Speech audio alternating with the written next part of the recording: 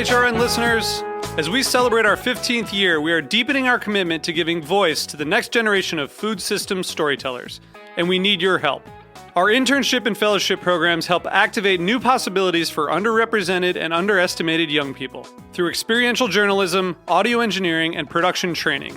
Through these unique programs, HRN helps food equity stewards build essential workforce readiness skills that expand their potential and foster economic mobility. Please consider supporting these critical programs. And with a minimum donation, you can be entered to win a dinner for two at an amazing restaurant in one of 8 cities and tickets to a concert at a great venue in one of those cities. We have incredible partners across the country who have donated, as they also share our passion for helping to educate the next generation of food systems storytellers. Check out heritageradionetwork.org/15 to donate and enter to win today. That's heritageradionetwork.org/15 to donate and enter to win today. And make sure you donate before March 31st. Thank you. Today's program has been brought to you by Cane Vineyard and Winery, a Napa Valley winery committed to respecting the soil and dedicated to the creation of 3 Cabernet blends. For more information, visit cane5.com. You're listening to Heritage Radio Network, broadcasting live from Bushwick, Brooklyn. If you like this program, visit heritageradionetwork.org for thousands more.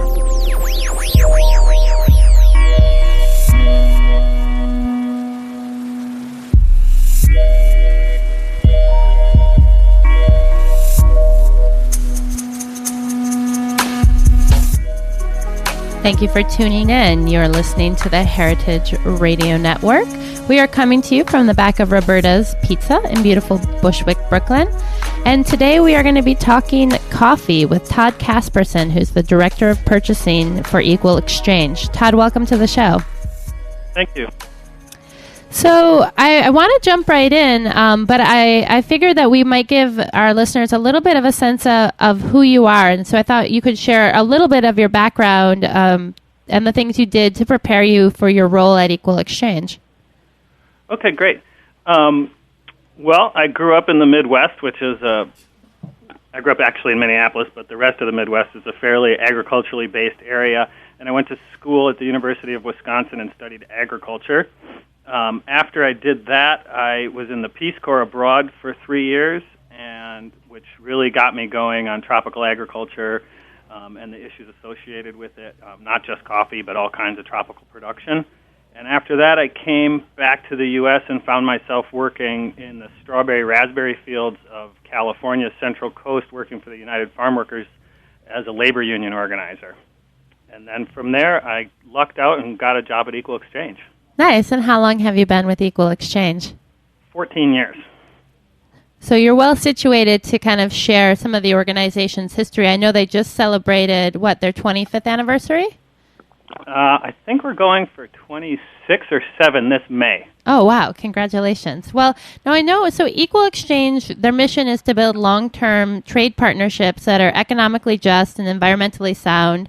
You guys are looking to foster mutually beneficial relationships between farmers, consumers, and, really to demonstrate that this model of equal exchange, of fair trade works. And I know that you have some folks from your team have been a guest of the network before, and we've talked a little bit about fair trade in the cacao world. But I wonder, how is fair trade different when we're looking at coffee?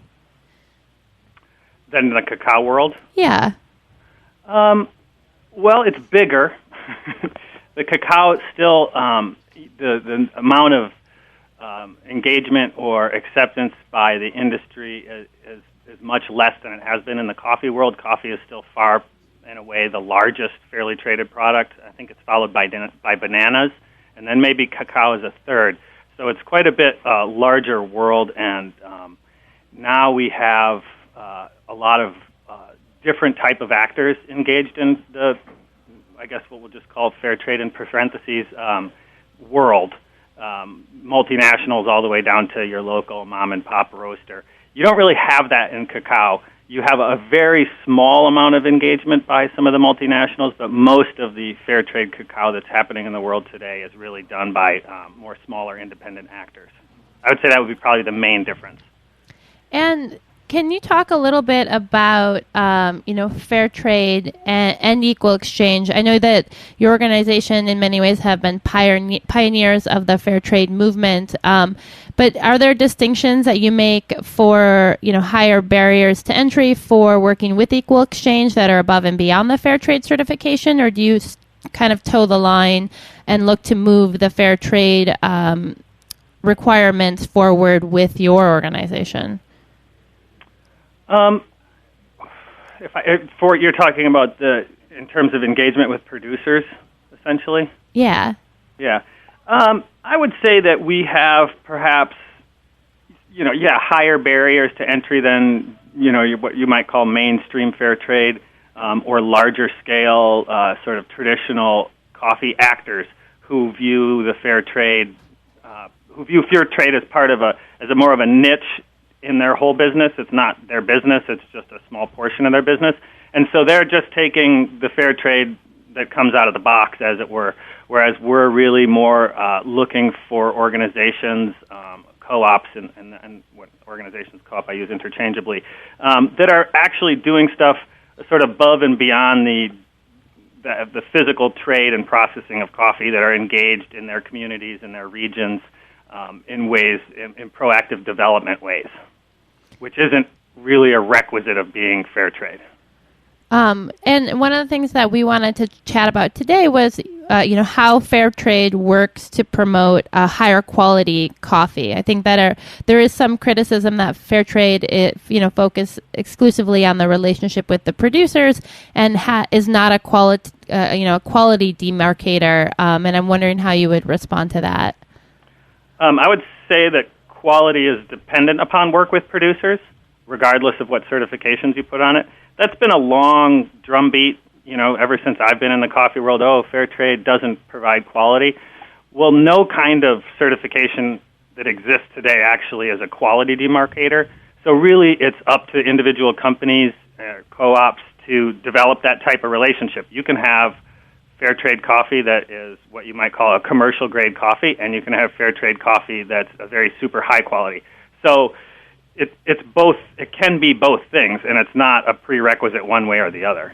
So it's really about the individual actors in the supply chain, and whether they're looking for higher quality coffee or not. And if they're not, you can go. There's plenty of bad coffee that's commercial. There's plenty of bad coffee that's fair trade. But I would argue that at least the initial actors, or what I call the traditional actors in the fair trade system, because of their relationship with farmers and the direct contact with you have, that is the way that you develop higher quality coffees, if that's one of your goals. And as far as for equal exchange specifically, obviously quality is important to kind of building your brand and being an ambassador for the fair trade movement. How does that kind of work into? Can you tell us a little bit about like the quality control processes in the coffee world for specific to equal exchange? Absolutely. That's actually been the focus of most of Equal Exchange's work on the ground at Origin over the last 10 years. I've been engaged in the coffee buying aspect of Equal Exchange since 2001. Before that, I was a salesperson. But that was one of the very first initiatives that we started to work on, was to improve quality, to develop common language with our partners on the ground, so that when we find a quality problem, or when we find something that we find particularly desirable, some citric notes or floral notes, or different types of descriptors or characteristics that we find in the coffee, how do you explain that to your partners abroad? Do they have people that can understand what you're saying? Do you share a language that you can communicate either the bad or the good, so that you can act on those two things, either get more of the good or somehow eliminate the bad? And so we've spent, I would say, the majority, a lot of the last 10 years trying to develop this common vocabulary with our producer partners. And what that really entails is working with and training their quality control personnel in the processing plants abroad. So when we go, we spend a lot of time with those people calibrating our palettes, calibrating our protocol for sensory analysis, so that, because we can't be there all the time, we're there once a year, twice a year, whatever. if you were not, and which isn't enough to really improve quality over time. And so what we've been working with in each area is to have someone there that we know and trust, and that they know us and trust us, and we can communicate back and forth and try to harvest, talk about what we found and talk about solutions or positive aspects, and continue to encourage and develop those aspects. An example of this type of work actually is coming right up in right before the Specialty Coffee Association of America meeting, which is going to be in Boston in April. We're bringing quality control personnel, which we call cuppers, from Uganda, Colombia, Nicaragua, and Peru to our offices for a week of exchange around sensory activities and calibration. And additionally, we're going to bring some of our clients and their baristas and their quality control people here to have an interaction and a sharing with those same people, so that we're actually having the whole chain communicating about quality and what they find. Because prior to, I would say, 2000, it was sort of a watershed moment in the coffee world where cupping and cupping protocol really began to expand rapidly. Prior to that, you would go to a lot of mills and you would find some amount of sensory analysis, but a lot of it was much more physical analysis, how many defects, but the amount of cupping that was actually going on and the amount of adequate cupping that was going on small farms and in cooperatives wasn't that much. But right around 2000, there was sort of an explosion that happened, and now today you'll find cuppers in almost any co-op that's been around for a while now will have cuppers, and those cuppers are a central part of their commercial operations, whereas before it was sort of the lab coat quality control guy in the mill that maybe didn't have any communication or relationship with their commercial manager. So that's really been the focus of a lot of our work at Origin, is figuring out ways to develop quality in these different supply chains that really are quite long, from remote village communities all the way to us, and all of the steps along the way. And you have to slowly work on each single step, from individual farms to group collection systems to group processing systems to final export. So it's been something that we've been working on for quite a long time, actually. It sounds like you definitely keep busy. I'm curious about the language aspect of things. I think often it's like, I know it's hard for me to kind of wrap my head around the global market, even if I'm looking at a specific crop, and how do you kind of work across the cultural differences, the language differences. I'm curious about the preferred modes of communication, whether it's predominantly, email or phone, in addition to kind of annual or biannual site visits. I mean, can you talk a little bit of the challenges in your position of having to kind of communicate not only a lot of complex information across the long chain, but also like the physical distance and the language barriers? Sure. It's, it depends on where you are, and there'll be more or less of those types of language barriers. But, some of the fundamental barriers, especially when you get down to the farm level, are that the people who are actually growing the coffee frequently don't drink coffee. And so they don't even, that's not a product that they're consuming, or the product that they're consuming is the byproduct of the quality process, so they're taking all the inferior product, and that's what they drink locally or drink at their own homes. And all of the export grade goes away because it's worth quite a bit more. So they actually have no primary experience at all with quality coffee. So one of the first barriers is just to get farmers to taste coffee and get them to understand, well, there actually really is a huge difference between this type of coffee that was prepared this way and this type of coffee that was prepared that way. And that can be done much better just by sitting down with them and preparing two types of coffee and saying, look, this is how that is, and not even using, not through verbal type of stuff, but rather through sensory experiences. I think that has a lot more impact. So we do that at the farm level, and we also do that at other levels further up the chain. Some of the, interesting, to be very honest, some of the really interesting, complex problems that you encounter in this is that the movement of quality control and sensory analysis out of the mill and into the commercial operation, where you have sometimes generational differences. A lot of people who are actually at cuppers end up being young women, and so then you're introducing young women into a commercial relationship that might be controlled by an older generation of men, and so there's a lot of gender dynamics that go on, as well as a lot of power dynamics. And So if you're saying, oh, out in the mill they said this, and the commercial manager doesn't value the work that's done out there, that can be a big barrier. And so we're always working on that. We're always trying to elevate the importance of what's happening in the cupping labs, which are located in mills most of the time. And so that's another big barrier that we see. There is, just the basic communication barrier when you're dealing with indigenous groups and folks whose primary languages we don't speak. Our staff speaks Spanish. We don't speak Quechua, Aymara, Mayan languages, Ligusu. So you have just basic language barriers that can be difficult to overcome. But we do that through sensory exercise with the folks that we can't communicate directly with. In terms of how the communication is done, it's both done through sort of in workshop formats where we go and visit, or we send people to go and visit and do sensory exercises. We also bring them to the United States. And we also are constantly, every shipment of coffee that comes to us, there's quite a bit of back and forth about what we're buying, what happened when it got here, how it tasted. Every year when we meet with them to discuss future contracts and future volumes, we go through what happened last year, how many lots were in compliance, how many were out, why was that so, how can we improve that, try to increase resolution down to the specific exact farmer level on every single container load of coffee, which is frequently full of many farmers. So there's a myriad of problems, but we try to communicate both in face-to-face, in person, in non-language ways.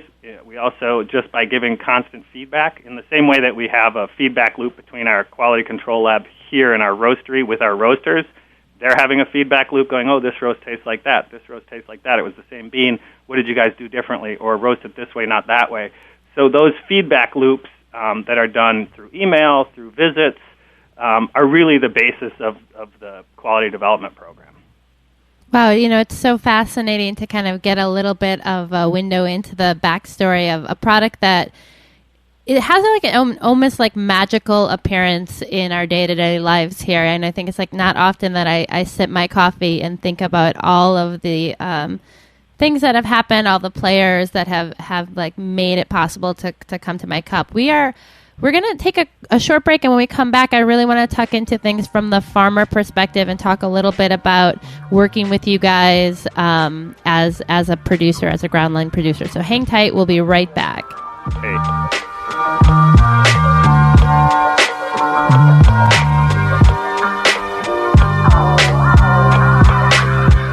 You're listening to Third Degree Rug Burns by Taxstar on heritageradionetwork.org.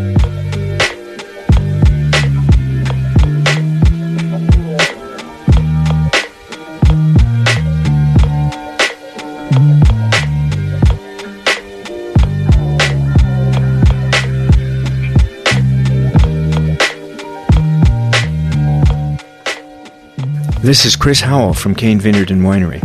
Thank you for listening to this show.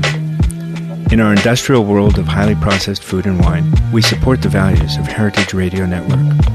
All of us at Cane encourage you to seek out individuality and beauty in everything you eat and drink. For more information, visit cane5.com.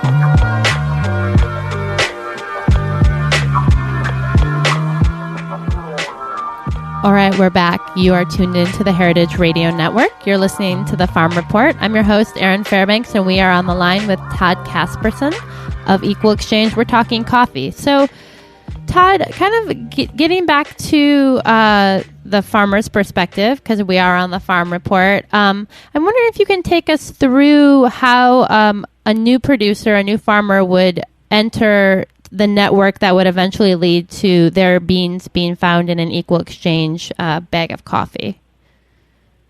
There's a lot of different. There's no standard way that happens.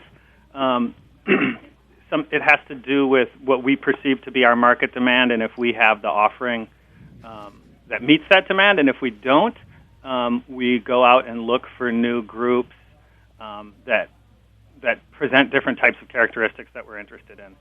One of those being quality, another one being cooperative organization. Is it a strong organization? Is it a new organization? The level of sophistication, the level of capitalization, the amount of infrastructure, processing infrastructure particularly, that they would have, the potential, if the quality doesn't exist today, the potential for quality in 2 or 3 harvests given a certain set of interventions in processing. So from their perspective, I guess it'd be hard for me to speak from their perspective. It's hard to get into this kind of a supply chain because there's not that many people that buy the coffee in the same way that we do. Most of the fair trade coffee that gets imported into the United States actually gets done through importers and brokers and then sold to the roastery. There's not very many people that are actually importing and roasting their own coffee. So if you want to sell directly to a roaster, which is what many, many farmers aspire to, you have to figure out how to come in contact with them. You have to be able to present a reasonable amount of quality and information about your farm and your neighbors that you might be working with. It's a complex process. There are other times when we specifically are interested in an area or a region because we don't have that offering, or we want to find some other flavor profile that we're lacking, or we're really interested in the sort of socio-political, historical context of that area. So most of the new producer partners that we are engaging with right now is in Africa, and a good example of that is the work that we're doing in the Congo right now, because of the context there and because we're interested in working with and promoting sustainable coffee production in the Great Lakes region. So it sounds interesting that like people within your network that you provide support as they, where they may be strong in one component of the organization, that you also provide support and guidance as they transition to be stronger kind of across the board. And essentially, I think the idea behind fair trade, to my understanding anyway, is that it increases, stability for farmers, communication, and I'm curious, for a producer that you're currently working with, what happens, when something goes wrong? If you have this ongoing agreement, you have these open lines of communication, but then you have a lot that comes out that's just, not up to grade. Where does that kind of leave? Where does it leave the farmer in the equation if you're their primary outlet, but the for whatever reason something gets messed up? What happens then? Different things depending on the organization, the cause of the issue. But generally speaking, things don't always go according to plan, that's for sure. When you try to buy coffee from the Congo, it has to go to Uganda and then all the way across Kenya to Mombasa and then up through the Suez Canal and across. And that's a long journey, and so bad things can happen to the coffee there. Bad things can happen to at primary processing. So we try to communicate when something goes wrong. We try to give immediate feedback. Well, hey, this was a problem. What happened? And try to get to a common understanding of what the issue was. And in some cases, we'll just say, well, bad luck. In other cases, we will renegotiate the price of the product. In some cases, depending on the sort of organizational strength and resilience of the organization, we will reject the product. And knowing that they have other product for us and they'll have to find a different channel for that. It's one thing if you're dealing with a group of farmers that are only going to give you 100 bags and those 100 bags get messed up and that's it, and there's no more coffee at all. If you're dealing with an export-level co-op that has, say, 3,000 or 4,000 farmers and they're dealing with, say, 50 or 60 containers, they have more capacity to shift that into a different sales channel. So it really depends on who you're dealing with and their capacity to deal with those with the negative consequences of bad quality. In the case where we're not drastic, like, okay, it's over. However, we don't, I have to stay in business too. There's 120 families at Equal Exchange, and we need to have a viable business, and that depends on quality. If that behavior or problem continues to repeat over time, we eventually reduce volumes, and if it keeps going, then we go down to zero. But the whole idea is this feedback loops that I was discussing, and what happened and why, and whose fault was it, and what can we do? Is there some way to fix it, and who should fix it, and how, and who should fund that fixing? It's complicated. It's a negotiated solution. Yeah, no, and I think like there's a certain amount where the market will kind of exercise some discipline in promoting quality, but I think there's a real need for people for the market to be able to absorb things across the quality spectrum. And having channels that will absorb things that aren't the right fit for a niche producer like yourself. And do you generally find within producer specific or within co-ops that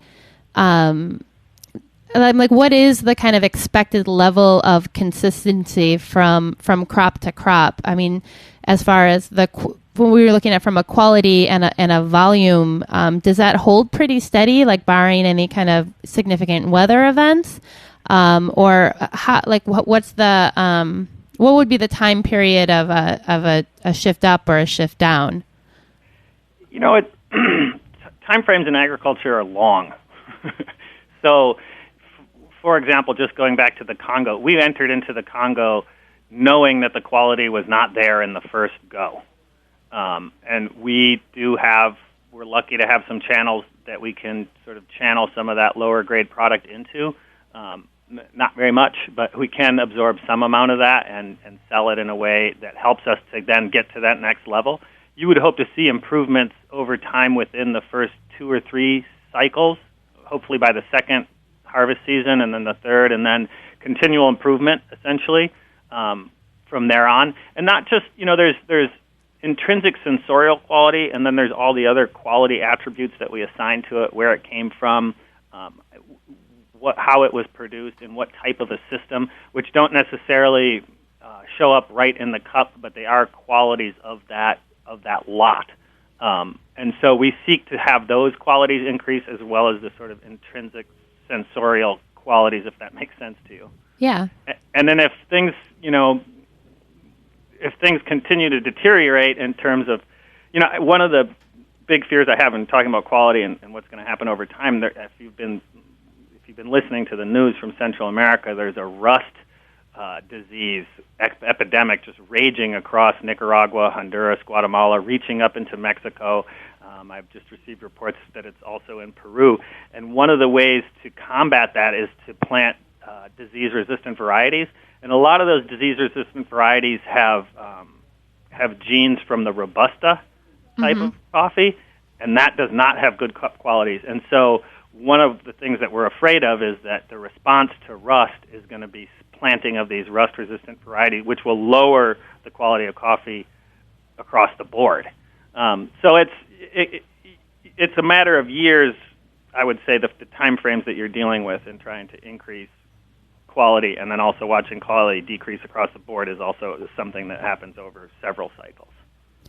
There's something so kind of just strange. It's like insanely strange to me that I would be a farmer producing a crop that I don't consume. There's like this level of removal between what I spend my day doing and make my life from. And, because you've got to spend time with producers in different parts of the world, I mean, I'm wondering if you can share with us a little bit of, your sense of how they see themselves and the fact that they produce coffee. I mean, it's a little bit of a strange question, but I think to me it makes sense if I'm growing something as a producer that I can eat or that I consume or is, kind of culturally consumed in my region. But you did mention that one of the challenges is often folks don't even drink coffee, and that sounds so crazy to me. I'm like, why is that? Has the market kind of imposed production on areas where it's non-native, or can you just suss that out a little bit for us? Sure. I don't want to give the impression that they don't drink coffee at all. There are, just half the people in the world drink coffee and half the people don't, and that's true in coffee-growing countries as well. There are countries where coffee consumption is, saturated in the local culture. Ethiopia is probably one of the largest standout examples, and Brazil actually has been successful in increasing its own domestic consumption. But really what it is, it's a market question for them. So if you're, a farmer here in New England and you grow a bunch of really nice tomatoes, and that's your only source of income, you're going to try to sell every single saleable tomato and not eat them. Because right. I guess you could try to can them if that was your goal, but they can't eat coffee, so they can't store it. So their goal is to get money from it, not sustenance. So you're going to sell every exportable pound that you can. So in those countries, because of market forces, the product just doesn't stay in the country. So you just don't have that. The raw material doesn't even exist, nor do the systems to process it to a quality level. If they do now, and you are having some change, but they're dealing with let's say lower quality roasting industry, an industry that's used to using lower quality product that hasn't sought to sell coffee as a quality beverage. For a long time, even in the United States, for many years, coffee quality was declining, and so wasn't consumption because the roasters were not seeking to provide a higher quality. They were trying to compete with Coke or whatever. And so only in the last 15 years, maybe 20 years, has the roasting industry thought, hey, we can differentiate, and sell coffee for $20 a pound and $4.50, right? So, which is something exciting. It's becoming more like wine. You can select in those price ranges, and that hasn't really, I wouldn't think, it hasn't gone into coffee communities. They don't have the materials, and their industry isn't oriented in that way. There is places where that's changing, but I would say generally that's the way it is. And I agree. It seems I can't imagine growing something and not using it myself.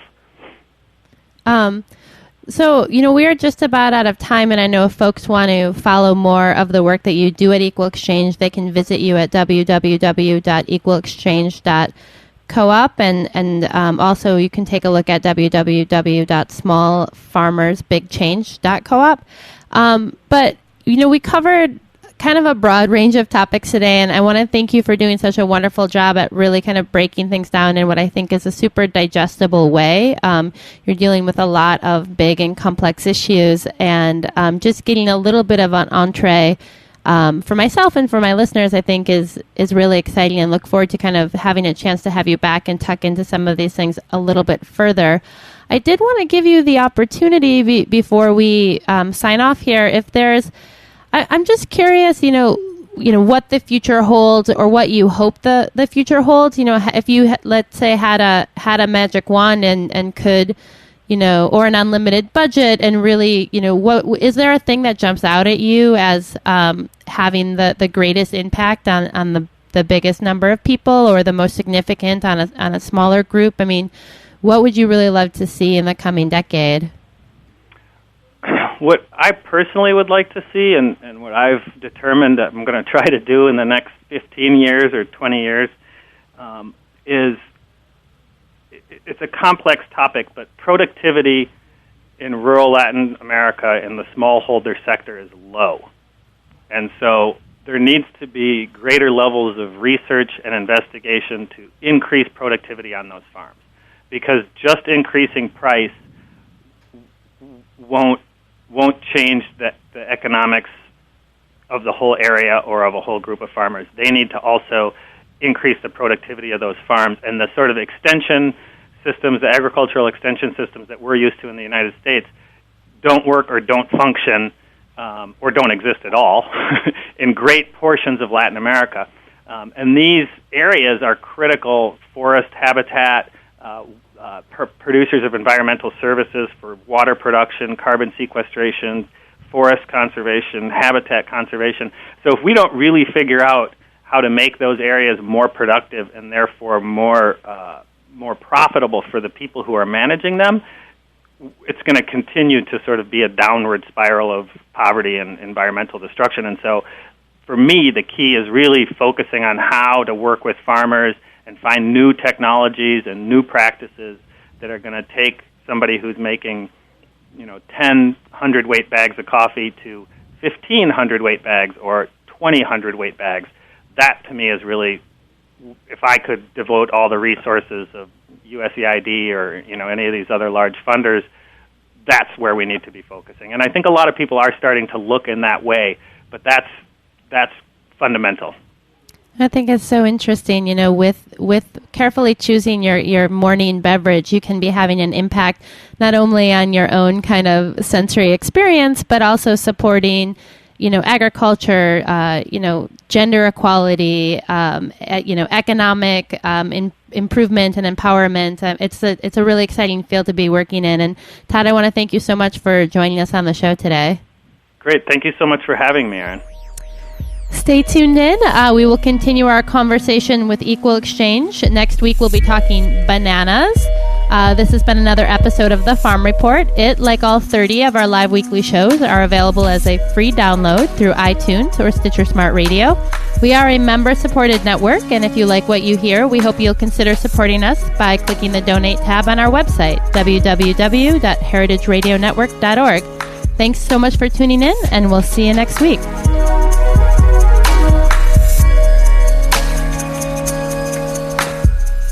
Thanks for listening to this program on heritageradionetwork.org. You can find all of our archived programs on our website or as podcasts in the iTunes Store by searching Heritage Radio Network. You can like us on Facebook and follow us on Twitter at @heritage_radio. You can email us questions at any time at info@heritageradionetwork.org. Heritage Radio Network is a non-profit organization. To donate and become a member, visit our website today. Thanks for listening.